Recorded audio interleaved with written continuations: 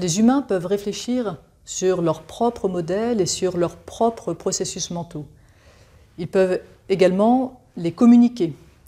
Les machines semblent au contraire, pour l'instant, incapables d'explicabilité.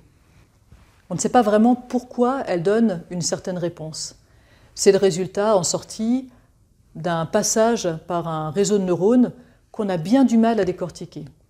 C'est une limite importante parce que ça diminue notre confiance en ce que produit une intelligence artificielle et ça pose des problèmes de sécurité.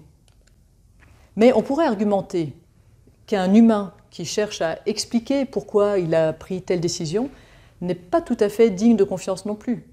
Il peut seulement fournir des interprétations générales de ce qui s'est passé dans sa tête, basées sur des souvenirs ou des intuitions, et il peut facilement se tromper et rationaliser a posteriori.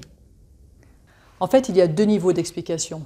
Un niveau biologique, avec des activations neuronales, et un niveau plus abstrait, au niveau des idées et des intuitions. Les humains fournissent en général des explications à ce niveau plus méta. Et à moins de passer une IRM, les processus neuronaux sous-jacents restent en grande partie inaccessibles. Pour les IA, c'est presque le contraire. On peut savoir parfaitement quels calculs et quelles activations se produisent à l'intérieur du réseau neuronal, et on peine à interpréter ces informations à un niveau plus abstrait.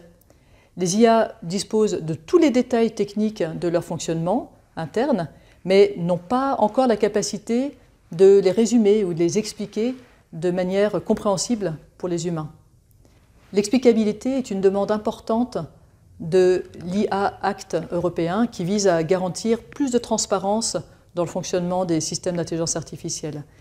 Et c'est un axe de recherche important. On cherche à obtenir des IA qui soient capables de rendre compte de leur processus de réflexion de manière transparente. Par exemple, le nouveau ChatGPT O1, alors nouveau, on est en octobre 2024, donc le nouveau ChatGPT O1 est censé être capable d'expliquer ce qu'il est en train de faire.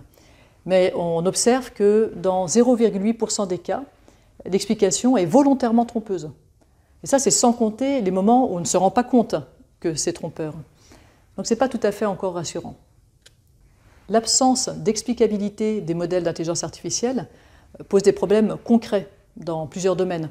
Un exemple célèbre, c'est celui de COMPAS, Correctional Offender Management Profiling for Alternative Sanctions. Donc c'est une IA utilisée dans le système judiciaire américain qui calcule des risques de récidive.